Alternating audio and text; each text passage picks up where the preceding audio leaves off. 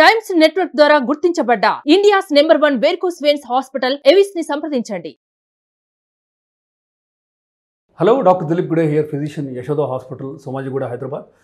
మనం కొలెస్ట్రాల్ గురించి కొన్ని మిత్స్ అండ్ అపోహల్ని మనం బ్రేక్ చేద్దాం అండ్ నిజాలు ఏంటో మనం we will try to bring it forward and discuss. So cholesterol గురించి వాట్సాప్ ఫార్వర్డ్స్లో కానీ ఇవన్నీ మనం చాలా కామన్గా చూస్తూ ఉంటాం. కొలెస్ట్రాల్ తగ్గించాల్సిన అవసరం లేదు అని. And say 20 years back 130 LDL cholesterol ఉన్నా పర్వాలేదు అని అన్న వాళ్ళు ఇప్పుడు 100 అంటున్నారు గోల్ని, ఇంకా తగ్గిస్తున్నారు 70 అని. ఇది మేబీ ఒక ఫార్మస్యూటికల్ ఇండస్ట్రీ డ్రివెన్ గైడ్లైన్ అవ్వచ్చు అని రకరకాల అపోహలు అవి ఉన్నాయి.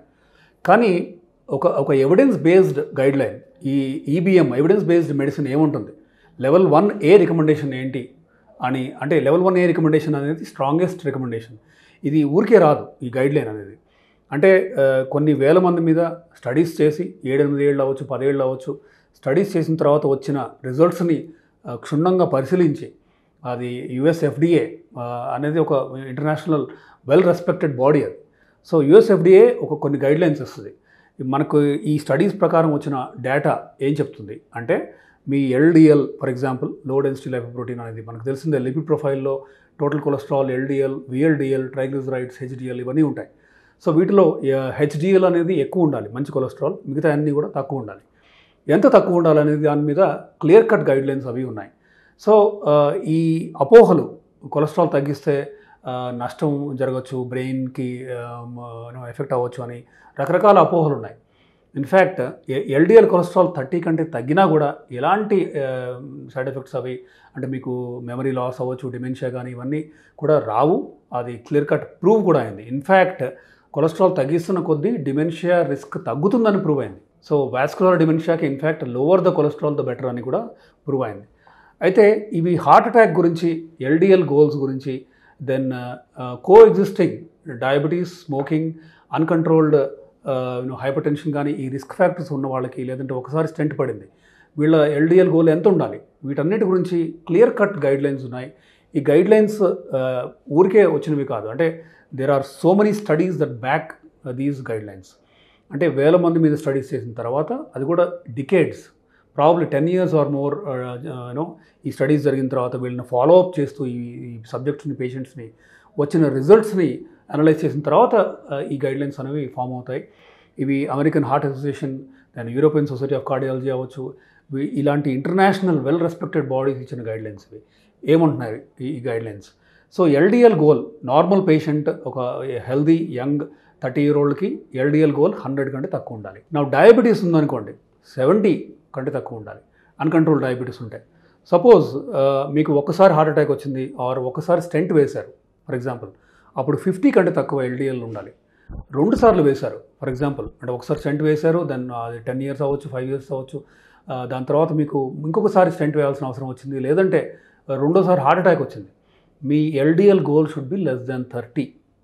సో ఇది సాధ్యమా మనకున్న స్టాటిన్స్తో, రోజువోస్టాటిన్ కానీ ఎటరోస్టాటిన్ కానీ అంటే కోర్స్ మనం ట్రై చేసి for example high intensity statin therapy ఇస్తాం. అంటే రోజువోస్టాటిన్ 40 mg వరకు ఇవ్వచ్చు, ఎటరోస్టాటిన్ 80 mg వరకు ఇవ్వచ్చు. అంటే ఈ గోల్కి రీచ్ అవ్వాల్సిందే. LDL 30 కంటే తగ్గించి ఉంచితే ఇలా రికరెంట్ హార్ట్ అటాక్ వచ్చిన వాళ్ళలో, వీళ్ళకి ఫ్యూచర్లో మళ్ళీ ఇంకొకసారి హార్ట్ అటాక్ వచ్చే అవసరం, అంటే వచ్చే ఫ్రీక్వెన్సీ అవ్వచ్చు, కాన్సిక్వెన్స్ కానీ, దాన్ని మనం 70% తగ్గిస్తున్నామని స్టడీస్ చెప్తున్నాయి.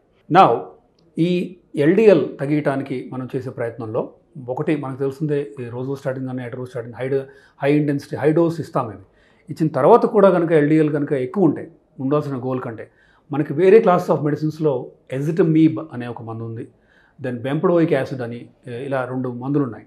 ఇవి ఇన్ కాంబినేషన్ విత్ స్టాటిన్స్ వాడచ్చు. దెన్ సపోజ్ హై ఇంటెన్సిటీ స్టాటిన్ని పేషెంట్స్ సహించలేకపోతున్నారు, మయాలజియాస్ వస్తున్నాయి, దెన్ లివర్లో SGPT, SGOT ఎంజైమ్స్ పెరుగుతున్నాయి అనుకున్నప్పుడు, అంత హై ఇంటెన్సిటీ లేనప్పుడు ఇవి కో ప్రిస్క్రిప్షన్ కింద యాడ్ చేస్తాం. అంటే 20 mg రోజువోస్టాటిన్ ఆర్ 40 mg ఎటరోస్టాటిన్తో పాటు బెంపడోయిక్ యాసిడ్ అవ్వచ్చు, దెన్ ఇన్ కాంబినేషన్ విత్ ఎజిటమీబ్ అవ్వచ్చు. ఇవి ఇచ్చిన తర్వాత కూడా మీకు ఒక్కొక్కసారి LDL గోల్లో ఉండకపోవచ్చు, అంటే ఉండాల్సిన గోల్ కంటే ఎక్కువ ఉండొచ్చు. అప్పుడేం చేయాలి అంటే, ఒక important class of cholesterol lowering medicines ఉంది, దీన్ని PCSK9 inhibitors are PCSK9 like inhibitors అని అందుబాటులోకి ఉన్నాయి ఇప్పుడు ఇండియాలో. ఫర్ ఎగ్జాంపుల్ అలిరుకిమాబ్ అండ్ ఇవోలుకిమాబ్ ఆల్మోస్ట్ ఒక 1-2 ఇయర్స్ నుంచి ఆల్రెడీ ఇండియాలో ఉంది. కొత్తగా జనవరి నుంచి వచ్చిన ఒక మాలిక్యూల్ PCSK9 లైక్ ఇన్హిబిటర్స్, దీని పేరు ఇంక్లిసిరాన్. ఇది సంవత్సరానికి 2 సార్లు ఇచ్చే ఇంజెక్షన్, సబ్క్యూటేనియస్ ఫామ్లో తీసుకుంటాం మనం. ఇది అఫ్కోర్స్ ఫస్ట్ ఇంజెక్షన్ ఇచ్చిన తర్వాత సెకండ్ 3 మంత్స్లోనే ఇస్తాము. దెన్ థర్డ్ డోస్ ఆఫ్టర్ ఇంకో 3 మంత్స్ తర్వాత ఇస్తాము. తర్వాత మనం ఎవ్రీ 6 మంత్స్ ఈ ఇంజెక్షన్ తీసుకుంటే మీ LDL గోల్ ఖచ్చితంగా ఉండాల్సిన గోల్ని మనం రీచ్ అవుతాం. అంటే 30 కంటే తక్కువ LDL కనుక మీరు రీచ్ అవ్వలేకపోతే, మీ స్టాటిన్ ఎజిటమీ బెంపడోయిక్ యాసిడ్ కాంబినేషన్లో రీచ్ అవ్వలేకపోతే, ఈ ఇంక్లిసిరాన్ అనే ట్వైస్ ఎ ఇయర్ ఇంజెక్షన్తో మీరు ఖచ్చితంగా LDLని తగ్గించుకోవచ్చు. ఎందుకు ఇంత ఇంపార్టెంట్? LDLని ఇంత తక్కువకు తీసుకొస్తే వచ్చే బెనిఫిట్స్లో అఫ్కోర్స్ ఒక ఇంపార్టెంట్ థింగ్, హార్ట్ అటాక్ రిస్క్ని మనం అఫ్కోర్స్ మోర్టాలిటీ అంటే హార్ట్ అటాక్ వల్ల వచ్చే డెత్ని మనం కంప్లీట్గా తగ్గించగలుగుతున్నామా అంటే దానికి ఇంకా మనకి ఎవిడెన్స్ లేదు. బట్ అంటే స్టడీస్ జరుగుతున్నాయి. మేబీ ఇంకో 2-3 ఏళ్లలో మనకి ఆ స్టడీస్ యొక్క రిజల్ట్స్ అందుబాటులోకి వస్తాయి. కానీ ప్లాక్ రిగ్రెషన్, ప్లాక్ స్టేబిలైజేషన్ అంటే ప్లాక్ ఇప్పుడు సపోజ్ ఒక ఆర్టరీ అంటే పైప్ లాంటిది, లోపల కొలెస్ట్రాల్ వెళ్ళి కూర్చోవడం వల్లనే మనకి హార్ట్ అటాక్ అనేది వస్తుంది. మనకు తెలిసిందే అది ఎంత బ్లాక్ ఉంది, 20% ఉందా, 60% ఉందా, 99% కూడా ఈ కొలెస్ట్రాల్ కొండలాగా లోపల వెళ్ళి పేరుకుంటుంది.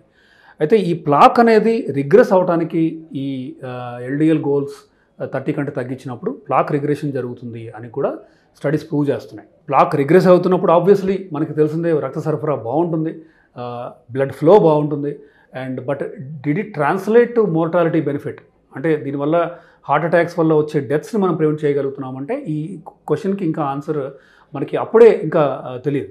మేబీ 2-3 ఏళ్లలో క్లియర్ కట్ మోర్టాలిటీ బెనిఫిట్ కనపడవచ్చు. కానీ హార్ట్ అటాక్ రిస్క్ మాత్రం 70% ఫ్యూచర్లో తగ్గించవచ్చు అని ఓరియాన్ స్టడీస్, కొన్ని స్టడీస్, ల్యాండ్మార్క్ స్టడీస్ ఉన్నాయి, అవి చెప్తున్నాయి. సో LDL గోల్ గురించి మీరు కనుక లిపిడ్ ప్రొఫైల్ చేస్తే పక్కనున్న రిఫరెన్స్ రేంజ్ని మీకు మీరే ఇంటర్ప్రిట్ చేసుకోకుండా మీరు కార్డియాలజిస్ట్ని కానీ మీ ఫిజిషియన్ని కానీ వాళ్ళతో డిస్కస్ చేయండి. మీకున్న రిస్క్ ఫ్యాక్టర్స్ని లెట్ ఈ క్లినిషియన్ అనలైజ్. మీరు కనుక హై రిస్క్ గ్రూప్లో ఉంటే మీరు మీ LDL ఇంకా తగ్గించుకోవాల్సిన అవసరం ఉంటుంది. సో మీ గోల్ ఏంటి? మీకున్న రిస్క్ ఫ్యాక్టర్స్, మీరు స్మోకర్ అయ్యి మీరు హైలీ అన్కంట్రోల్ డయాబెటిక్ ఉండి ఒక స్టెంట్ వేస్తే ఖచ్చితంగా మీ LDL గోల్ 50 ఆర్ లెస్కి తీసుకురావాలి. రెండోసారి వస్తే 30 ఆర్ లెస్కి తీసుకురావాల్సిందే.